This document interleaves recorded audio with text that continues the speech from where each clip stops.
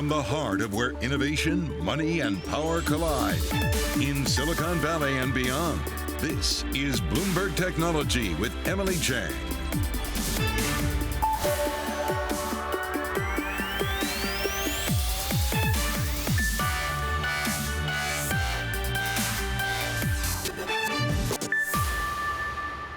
I'm Emily Chang in San Francisco, and this is Bloomberg Technology. Coming up in the next hour, profits before people. Former Facebook insider turned whistleblower Frances Haugen tells Congress the social network knows it's hurting teens, families, and communities around the world, but continues to choose growth above all else.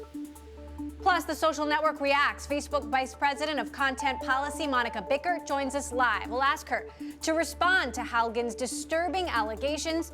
Plus, how will Facebook restore public trust? And where are their plans for a social network for children now?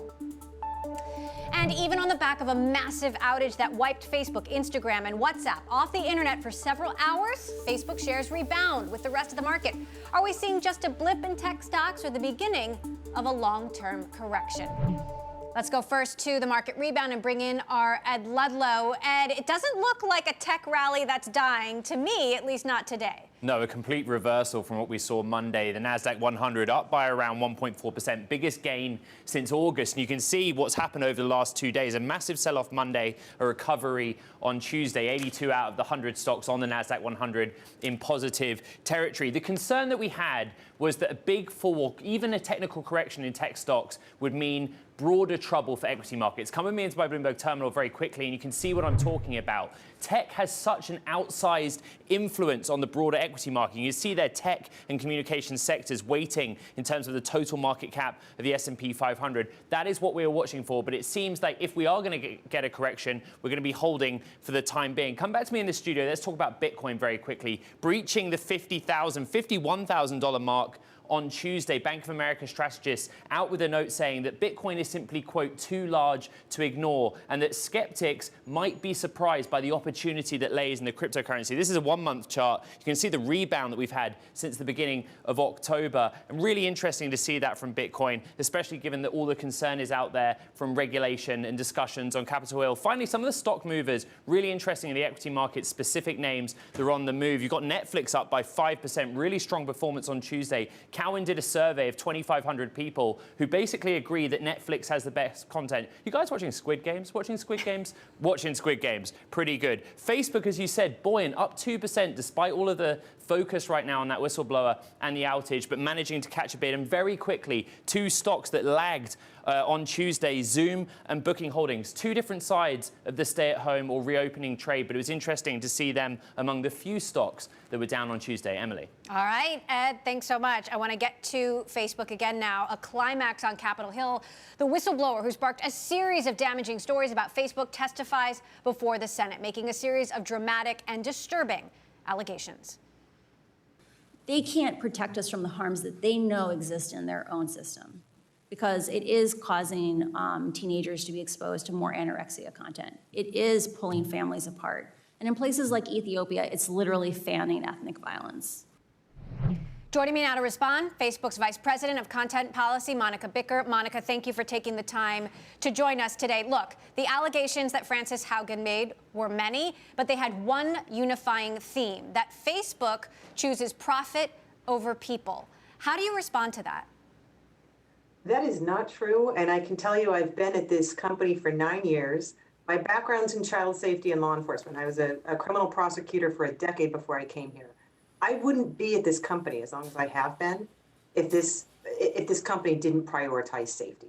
We do. We've invested billions of dollars. We have more than 40,000 people who are working in safety and security across the company.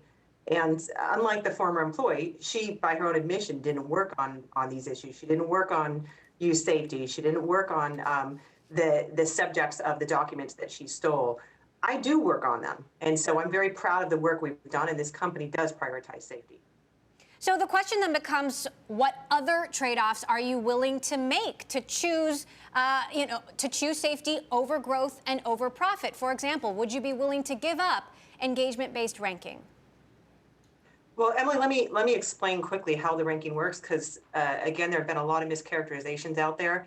first of all, when people say the algorithm or the ranking algorithm, what that is a way of ranking the order that you see content like the friends and family you've chosen to follow or the pages or groups you've chosen to follow. You can always turn that off, and some people do, but most people don't. Most people use it because what we try to do is rank the content that people are going to want to engage with that's going to make for a positive experience. And why not make, let's be, Monica, why not make turning it off the default, right? So if you turn it off, it's more chronological. People use these apps mostly with the default settings. Why not make the chronological ranking system the default for Facebook and your other platforms? Well, most people prefer the ranking system. I mean, I can tell you why I personally do. When the ranking system helps me connect with the information that's going to be most relevant to me, that I'm most likely to engage with, rather than, say, an old high school friend, nothing against my old high school friends, but an old high school friend who's maybe sharing a whole lot of photos from attending a music concert. So the algorithm, people can opt out, but I want to be clear that we do downrank, meaning we reduce the distribution of engagement bait, clickbait, sensationalist content, content that's close to our policy lines. And that's all information that we published in our Transparency Center because we know people want to understand how the ranking works. And we recently, and it was just a few weeks ago, we published our content distribution guidelines that explain how that works. Now, you clearly disagree with much of what Frances Haugen said on the stand today, but you said if you can agree on one thing, it's time to begin to create a standard set of rules for the internet. What does Facebook propose those rules should be? First, that's absolutely right. And we've been calling for regulation for the past 2.5 years and working with policymakers and regulators around the world to help craft thoughtful regulation. I think it has to begin with transparency. It's hard to set the rules or the best practices or the standards that the industry has to meet until policymakers can actually see how companies are performing. So transparency requirements have to come first, and we've started to lead the way on that by putting out our community standards enforcement reports, which we began in 2017 and now do quarterly. Then the next, after that, policymakers and regulators have to figure out a way of ensuring accountability. What are the standards that companies need to hit in this industry? How do they report on that? And how is that reporting, how do we make sure that that reporting is accurate? Those are serious issues. It'll take a serious conversation with regulators and policymakers, but we are there, we are engaging in it, and we think that ultimately regulation that holds the entire industry to high standards can be a very good thing for us and for the public. Now, I think parents in particular are really disturbed by some of the revelations she made about children. And I can tell you as a parent, as a mother, this comment in particular from Frances Haugen today, I found terrifying. Take a listen. I'm very scared about the upcoming generation because when you and I interact in person and I say something mean to you and I see you wince or I see you cry, that makes me less likely to do it the next time. Right, that's a feedback cycle. Online kids don't get those cues, and they learn to be incredibly cruel to each other, and they normalize it. And I'm scared of what will their lives look like. Monica, would Facebook consider raising the age that teenagers can join to 15 years old or 18 years old? And if not, why not? We do talk to safety advocates and make sure that we're doing everything we can to be responsible, both about the age when people can join, but also what that experience looks like. But look, I want to say I'm a mother as well. I also prosecuted child safety offenses for a number of years, but I raised 2 girls, and I was a teenage girl at one point myself, and I know that these issues of social comparison and anxiety. These are very real things in the offline world as well as the online world. We can talk about how social media can make things worse. And look, that's why we do this research. We want to understand it so that we can build tools to mitigate that. But we also need to remember what the research says about how social media makes things better. And in fact, if you look at the stolen documents that have been mischaracterized, this is not peer-reviewed research. We do put out a lot of peer-reviewed research. This Instagram youth survey is not that. It is a survey of a small number, around 40 Instagram teens who are struggling with wellness issues, who already were struggling with wellness issues. But what you see, if you look at that survey, which we've published, is that on all 12 issues, anxiety, sleeplessness, body issues, self-harm, for both boys and girls, a majority of those teens said that Instagram either makes things better for them or that it doesn't have a material effect. And we really have to keep that in mind when we think about the negative experiences. Now, even one negative experience is too many, and that's why we do this research, so we can understand it, and we can launch tools and features to make the experience better. And I can list a number of those. Hiding likes on an Instagram post so that you don't have to worry if you're a young person, so that you don't have to worry about being judged and if you're popular by your post, or giving teens features, as we do, to prevent people from following them who could bully them or harass them. So it's not just our policies, it's also the tools we give young people to make sure they have a good experience. But Monica, the concern is that your own research shows there is a significant number of, let's say, teen girls, for example, for whom they say Instagram makes things worse. And so I wonder how you're thinking about combating that. For example, the Instagram for Kids product, you say you've paused it. What are the chances you're considering actually ending that permanently?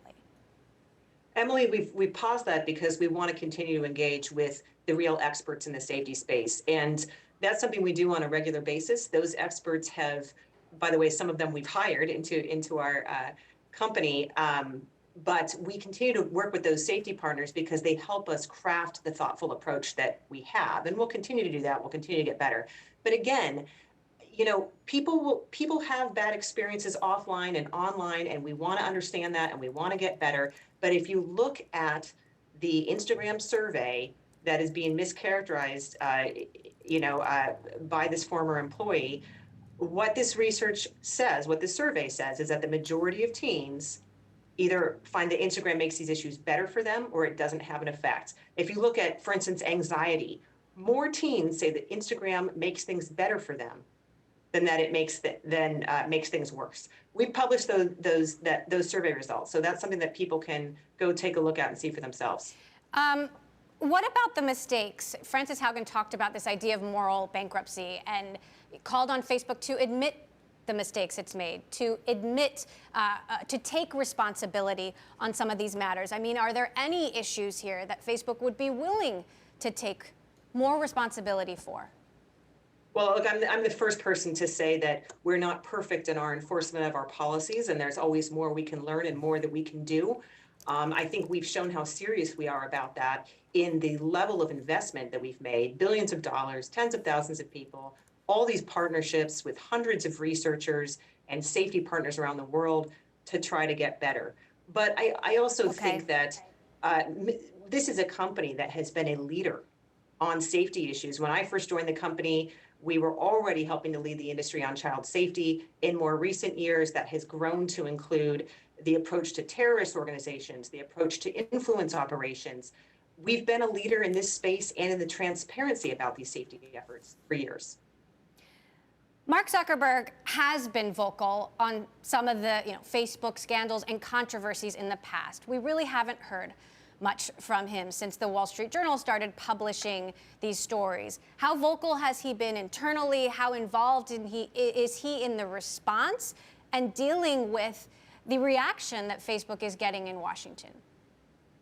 Mark is involved in conversations about safety at our company every day. In my work, I work regularly with Mark, and I think publicly we've seen him not only with his many congressional testimonies, but we've also seen public statements from Mark, including his very early call for regulation, which was now about 2.5 years ago, with him saying we shouldn't be making all these decisions on our own. We want government regulation. We think government should have a say. That continues to be the case. All right, Monica Bicker, Vice President of Content Policy at Facebook. Appreciate you taking the time to join us to debate. Thank you for stopping by. Thank you, Emily. Okay, coming up, it's been a rough 24 hours for Facebook, not just because of Frances Haugen's hours-long testimony, but a massive outage that took Facebook sites off the internet for hours. Still, Facebook shares surged today 2%. We'll dig into why. This is Bloomberg.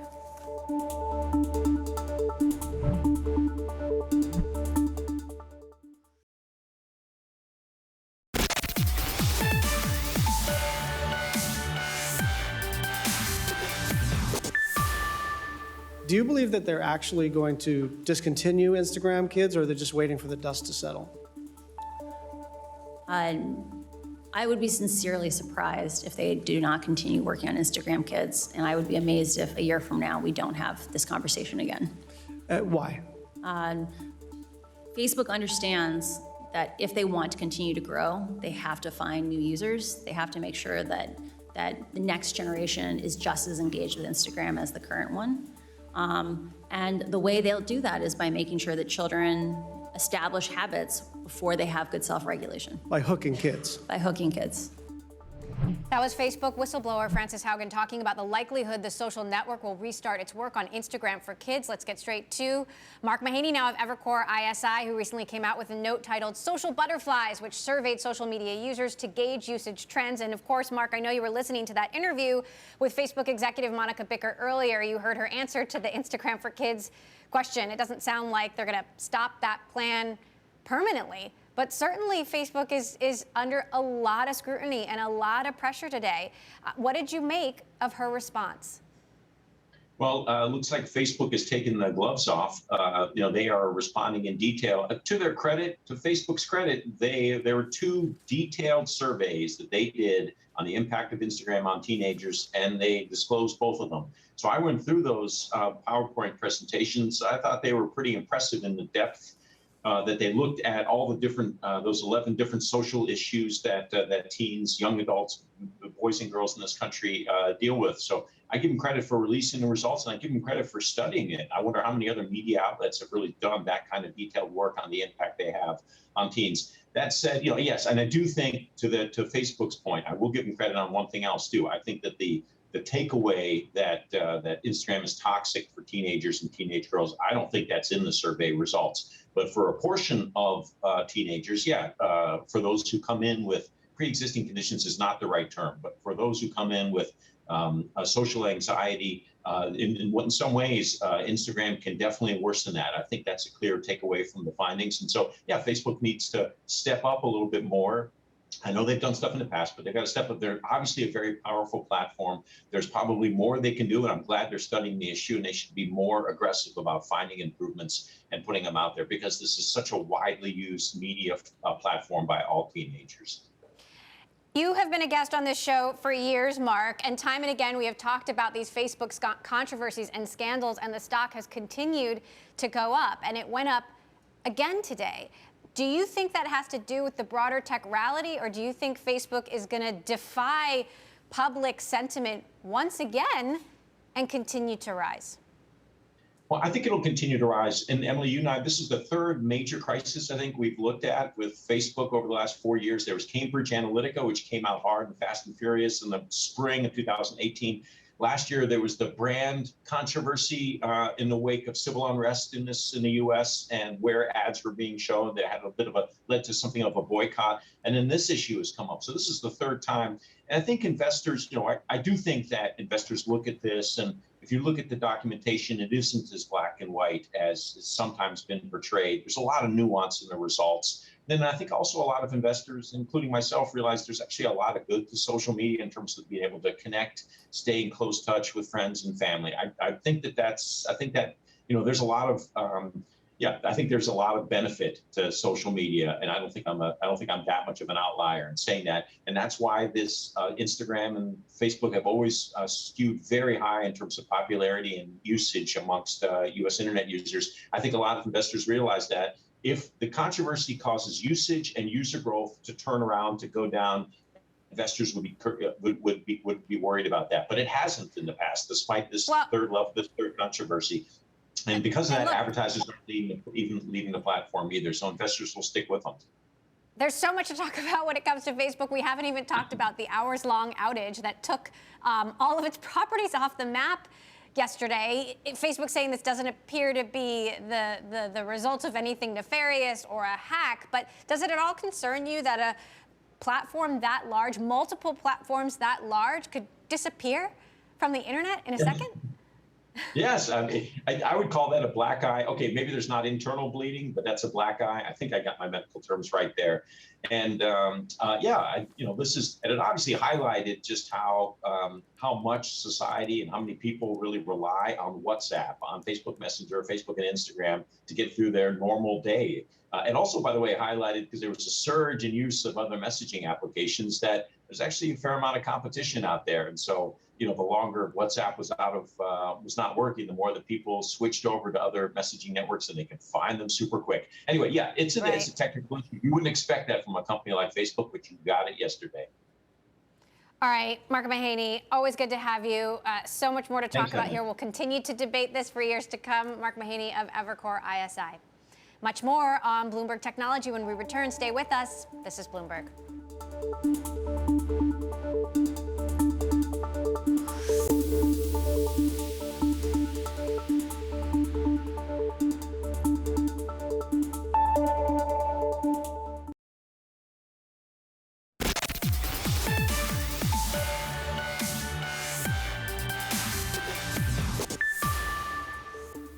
A few other tech stories we're watching. Robinhood is now adding a feature it once avoided, 24/7 phone support. The brokerage will allow users to request a callback for any questions on stock, options, or currency trading. Robinhood has been increasing its customer service staff after a series of high-profile incidents and user complaints.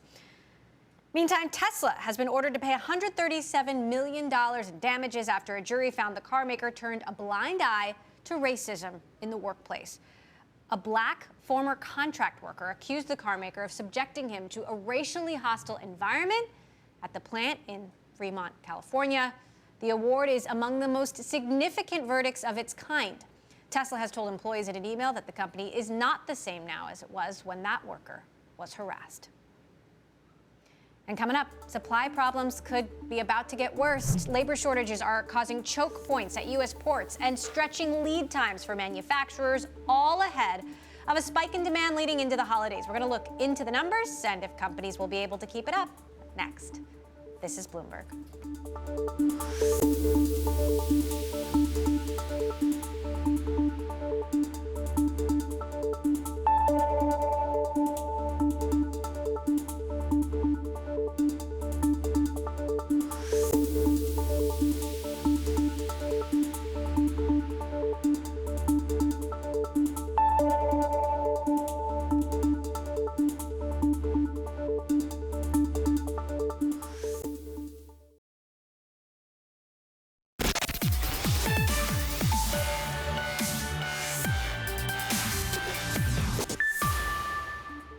Welcome back to Bloomberg Technology. I'm Emily Chang in San Francisco. I want to get back to the global markets and supply constraints that are getting even tighter as retailers and shoppers try to restock ahead of the holiday season. Our Ed Ledlow joins us now with more. And Ed, you've been taking a really close look at what's going on in the supply chain. What are you seeing now? Yeah, it's really about jobs, or another way of putting it, a lack of workers, things where technology cannot save us. We need people to do it. When I was in the Port of LA recently, I was told there are half as many truck drivers as we need to get containers off ships onto the docks and then moved on to the next point in the supply chain. This chart is basically an index of market demand for the truck spot market. When the index is climbing, it means a tighter market. There are lots of reasons for that. The shortage of drivers is because they're shutting driving schools for heavy-duty vehicles, COVID restrictions, sickness, things like that. And the consensus is that tightness will continue into 2022, which means rising costs to bring in more drivers, which means rising costs for companies. No one has a crystal ball, but a lot of people ask me the question,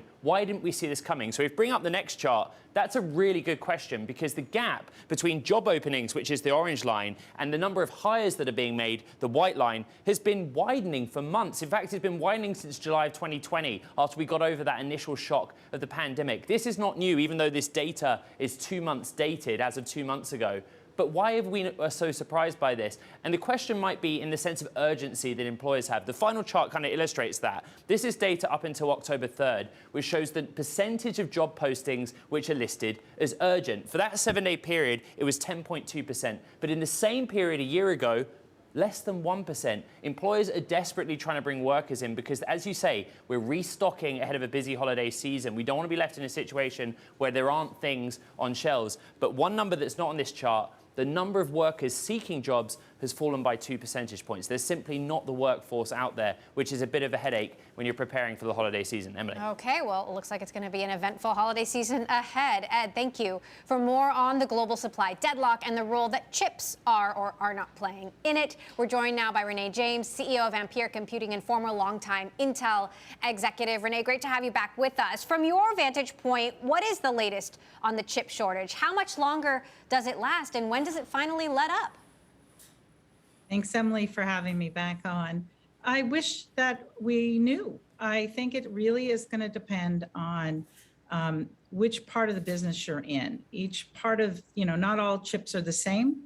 There's leading edge advanced chips that require very specialized substrates and other constrained products. There's the actual systems that people build out of the chips that need a whole bunch of very small parts. So it's throughout the supply chain, and it's impacted all different segments of semiconductors, from mobile to data center to automotive, et cetera. So the chip shortage will very much depend on, as capacity comes on for the supply constrained segment that you're in. So you've had some CEOs on that have said it should get better in the second half of next year. You've had some on that have said it could last till 22. I think both are probably true. It depends on what part of the business that you're in. Overall, I believe that in the next 18 months, we'll see an improvement as capacity comes online. We see a lot of capacity being built out now. So how are you responding, building capacity to deal with seasonal demand, especially ahead of what's expected to be a busy holiday season? Right. Well, we build products for the data center, but that translates into people shopping online, buying things online, and needing more data center capacity, or even entertainment online. So what we have done is what most semiconductor companies do, which is forecasted a rise towards the end of the year, which we ordinarily see cyclicality in the business, and begun placing orders a year ago for now, or now we're placing orders for, an 18 months to 24 months out. And if you haven't placed those orders, it's really pretty difficult, because the suppliers are sold out at every part of the business, which economically is actually good news for semis. So I think the silver lining in the chip shortage is that the semiconductor industry is growing, and that it's real demand, and it's going to be sustained growth for the foreseeable future. Meantime, as I mentioned, you worked at Intel for many years, and we seem to be seeing an evolving hierarchy in the chip industry. AMD seems to have success breaking into Intel's monopoly when it comes to servers, cloud servers. ARM, of course, is entrenched in phones. How much progress is Ampere making? I know you're coming up on your 4-year anniversary. How much progress is Ampere making in stealing market share from the establishment? Well, that's a great question. Thank you. Yes, we're coming up on our 4th year. The data center business is set to double in the next 4 years. So new entrants like Ampere in the last couple of years have the great opportunity to grow share while the incumbents continue to maintain their positions. That's the good news. We are making great progress. This is our newest chip. I have to hold it up and show you. We're 4 years old, and we've built this 128-core Ultra Max product that we're shipping now. It's our second product in 4 years, and it has 55 billion transistors on it. And I say that because it's a testament to the US semiconductor industry's ability to innovate, that a company like ours could be born 4 years ago, could get to market. This product is being deployed in major data centers, products that people know and love and use on their computers and cell phones today, run by this chip, which is actually based on ARM. And let me tell you why I think that's important. Data center growth 2x in the next couple of years from what we have today. That requires, if you use legacy technology, x86 architecture, a 3x increase in the demand for power. If you use products like ours, it would, and if everything was built on Ampere products like the Ultra Max, it would only be a 1x increase in power. So the power efficiency of products that are built for modern data centers like this one is absolutely critical to our ability to continue to grow this business and scale. So thank you for inviting us to talk about it. 4 years isn't very long in this business to get to where we've gotten to, so we're pretty excited. Interesting to hear how the chip industry is continuing to innovate even as Moore's Law slows down. We'll have to talk about that another time. Renee James, Ampere Computing CEO, thank you for joining us. Meantime, one company that says it's not concerned about supply chain issues is Dell. CEO and Chair Michael Dell spoke to Bloomberg Business Week earlier. The theme in supply chains has been resilience and moving from just in time to just in case. And, you know, given the importance of all these industries to the future and everything that's going on in 5G, I think having government support to create the infrastructure, for our technology future, semiconductors being an enormous part of that, yeah, I would be in support of that. We have had a supply chain strength in our company for decades, and I think it's proven itself well, during the last year or so. When a lot of companies outsource things, I think they also outsourced, in many cases, a complete understanding of all the components that go in to these machines. And you're seeing instances where a $50,000 product is held up by a $1 part. You really have to have a detailed understanding of the entire supply chain in order to run it efficiently and effectively. Dell CEO and Chair Michael Dell there. Coming up, Microsoft unveils their latest line of products, including new Surface tablets and a completely revamped Windows 11. All that and more next. This is Bloomberg.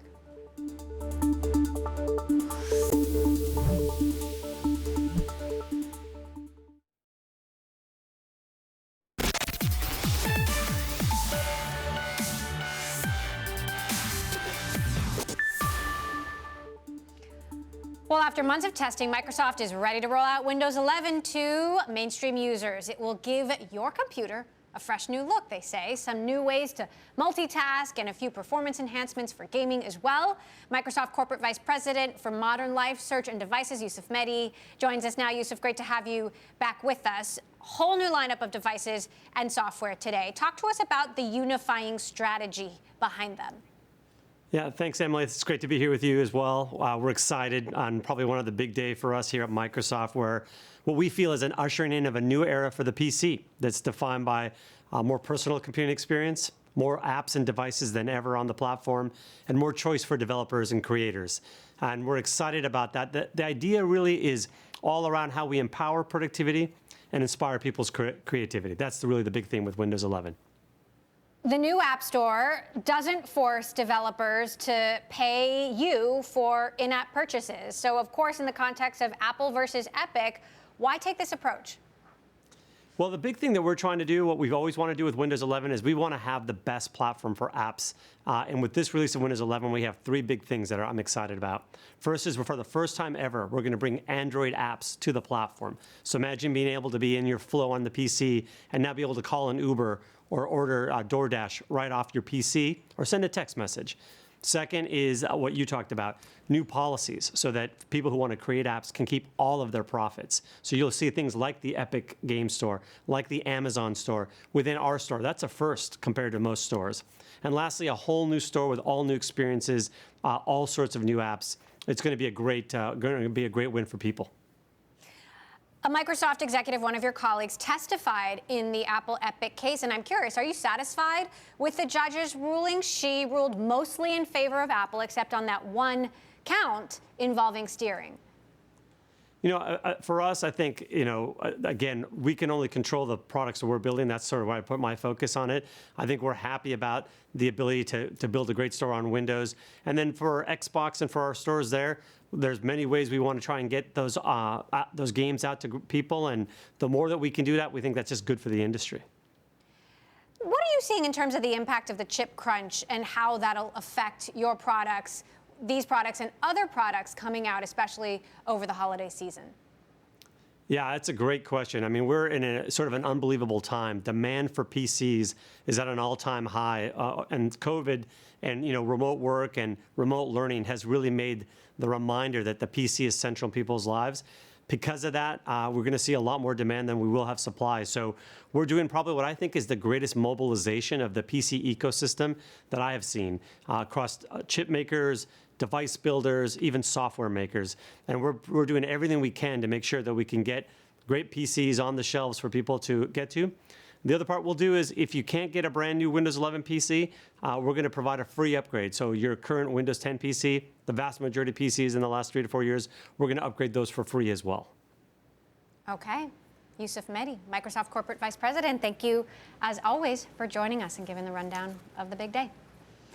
Coming up, undermining the basic premise of democracy. That's what Senator Elizabeth Warren has to say about Facebook's current practices. We're going to bring you our interview with her up next. And as we head to break, Tuesday marks 10 years since Apple co-founder Steve Jobs passed away. The company replaced its homepage with a tribute to Jobs and published a letter from his family. CEO Tim Cook also sent a memo to staff telling employees that Jobs would have been eager to see what the company develops next. This is Bloomberg.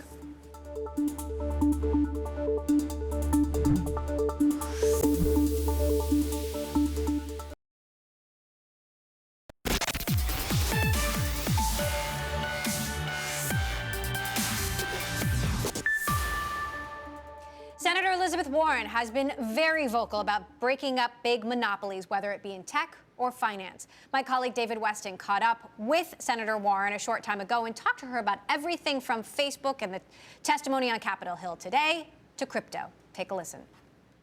You may remember back in 2008, money markets, safest thing in the world, right? Right up until they broke the dollar, and the federal government was put in the position of either having to back up those money markets or watch the economy go further over the cliff. Now we've got something called stable coins. Unregulated, but surely they're safe, or at least that's what we keep hearing, but no regulation around this, no controls around this. And as more money flows into it, the parallel to what happened back with money markets at least has to be in front of the regulators. We need regulators who are willing to step up and exercise their regulatory tools. So the regulators, it raises the question of which regulators. I mean, Gary Gensler at the SEC is saying we need to look at stablecoins. We heard actually Jay Powell at the hearings last week say they're a little like money markets. We got to watch that. Where is the best place for the regulation to come for stablecoin? And do they have the authority under current statutory law? So they have authority to do some of what they need to do. Right now, I believe the Fed should step up. I believe the SEC should step up. There's a question about Commodity Futures Trading Commission. In fact, as you know, the Treasury has put together a working group around this, around digital currency, around Bitcoin, kind of all the pieces.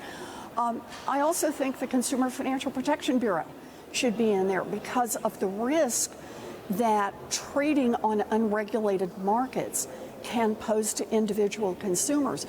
So this is a time when we need all of our regulators to get smarter, faster. When we talk about regulation up on the Hill today, we heard from a whistleblower with Facebook. A lot of disturbing claims about what Facebook knows, what it does. Give us your insight into regulating a social media company. And let me go back to the 30s. When FDR decided to regulate the securities industry, it was disclosure. That's basically the mechanism of the 33 Act, the 34 Act. Is disclosure the way to go at this problem, or do we need substantive content regulation? So I'm actually going to back you up in history even before the 30s. I'm going to take you back to Teddy Roosevelt, because that's how I look at this. Teddy Roosevelt talked about break them up. And you break them up so that you've got multiple competitors, so that multiple competitors can offer different kinds of services. And you know, that's not true right now with Facebook. Just one example with Facebook. Your phone number. You and I don't have to be on the same phone exchange to be able to call each other with a phone number. But if you want to access somebody's Facebook page or you want them to access yours, you've all got to be in Facebook. That gives Facebook the monopoly that grows, and as it grows, that makes it grow more. A point that Teddy Roosevelt made about this back when is to get markets to function and to insulate them from pressuring Washington for protection means break them up. Break them up. When we've got lots of competitors in this market, no one dominates in that same way. So I got to tell you, that's where I start. So finally, let's go to exactly that. Keep them from pressuring Washington. We've seen a fair number of hearings on Capitol Hill thus far involving Facebook and the other social media companies. A lot of documents asked for, a lot of information gathered. I don't think we've seen an awful lot of activity. No, we have not. Where is the market failure, as it were, in that? Do you think we will see activity, and when? The loudest voice in this hall is Facebook's and the other giant corporations. They hire the lobbyists, they make the big campaign contributions, and even more importantly, they fund the dark money, the part that you never even see their fingerprints on it. They're the ones who undermine the basic premise of democracy, that everyone is welcome here, that everyone has an equal voice. And I think we're seeing that play out right now. Senator Elizabeth Warren there. I want to wrap up now with a look at what we learned from Facebook whistleblower Frances Haugen's testimony on the Hill and the reaction from lawmakers. Joining us now, Bloomberg's Kurt Wagner. And Kurt, one of the interesting takeaways from the hearing is you heard the senators acknowledging their differences, but saying that they need to agree on how to rein in Facebook. I thought that was pretty startling. Yeah, who knew that the one thing that could bring, Washington together was a mutual animosity toward Facebook. But I think specifically toward, Facebook and their efforts with teens and kids, right? It's very easy if you're an elected official to say, hey, I'm drawing a line in the sand when it comes to our children's safety. And I think that's what's happened here. It makes me think that maybe this time around there might actually be some repercussions, because as you know, Emily, we haven't really seen a lot of actual punishment for Facebook for other things that they've done the last couple of years. Take a listen to what Frances Haugen had to say about Mark Zuckerberg in particular. I thought it was pretty powerful how she indicated no matter how many people are involved in any specific initiative at Facebook, the buck stops with him. Listen in. Mark holds a very unique role in the tech industry in that he holds over 55% of all the voting shares for Facebook. There are no similarly powerful companies that are as unilaterally controlled. And in the end, the buck stops with Mark. What do you make of the fact, Kurt, that we haven't heard from Mark Zuckerberg yet as this scandal has continued to unfold? Yeah, I mean, it is relatively striking. He's not only have we not heard about him really address it too seriously, he's actually kind of been going out of his way to post things to show that he's not really worried, right? He was out sailing this weekend. A lot of senators pointed that out. I do think it's telling. I also think it's telling to kind of a change in strategy. Now, if you'll recall, around Cambridge Analytica, around the election, Mark was very front and center. He was always out apologizing. He was posting and trying to defend Facebook quite often. And my understanding is that, there's some frustration because I don't think that really worked. I don't think people heard from him and said, okay, we're gonna think about Facebook any differently. So I think their approach has been, well, if putting Mark out there all the time doesn't actually move the needle for us, what's the benefit? And so that's why you're seeing someone like a Nick Clegg go out all the time now, and he's much more visible than Zuckerberg is. And I think this is a strategy because they haven't really had success with Zuckerberg being the face of Facebook in the past. Well, Monica Bickert joined us earlier, head of policy. I know you were listening in to that interview. I'm curious what you thought about her response and also about this idea that Frances Haugen brought up in her testimony, that her hope is that more employees at tech companies start to come forward. It's pretty powerful, this idea that there are many people on the inside that know what's going on and, very few people or almost nobody on the outside. And I'm curious if we're going to see a wave of people coming forward, given all the people and the sources that you talk to, or if the people on the inside are happy.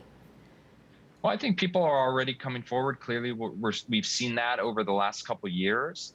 Certainly when people leave, usually they used to leave and just kind of fade into the background. But now we're seeing kind of these activist former Facebookers, people who were there who are now tweeting and going on panels, sharing their experience. So I do think there's been a little bit of a change there, but you're right. I mean, so much of what happens at Facebook or all the other tech companies for that matter is behind closed doors. We don't know. You're scrambling to try and find just one or two employees who are willing to talk. And obviously they have narrow perspectives. Now, I don't mean to say that about this particular whistleblower. I just mean in general, ideally you would be getting perspectives from all over the company. And they make it really hard to do that. And so as a result, you rely on what you can get, which is often, people who are willing to go public. And sometimes those people aren't super happy. So that's why the companies, come out very hard and aggressive, but we don't really get to talk to the people that we need to talk to. Is Facebook's argument, the pushback that we heard from Monica Bickert today, is that gaining traction in Washington, or have lawmakers made up their mind? We've got about 30 seconds. I think people have made up their mind. I think all I've seen basically is people push back and say this is just PR, this is just spin. There doesn't seem to be a lot of benefit of the doubt at this point for Facebook, and that's kind of their own problem. They built that over the last couple of years. So I think, unfortunately for them, I think a lot of people are pretty set on where Facebook stands. All right. Well, we'll see if what kind of legislation comes of it. Bloomberg's Kurt Wagner, thank you for wrapping that up for us. And that does it for this edition of Bloomberg Technology. I want to make sure you tune in tomorrow. We're going to be joined by Andreessen Horowitz General Partner Ariana Simpson and Kate Brandt, Google's Chief Sustainability Officer. I'm Emily Chang in San Francisco. This is Bloomberg.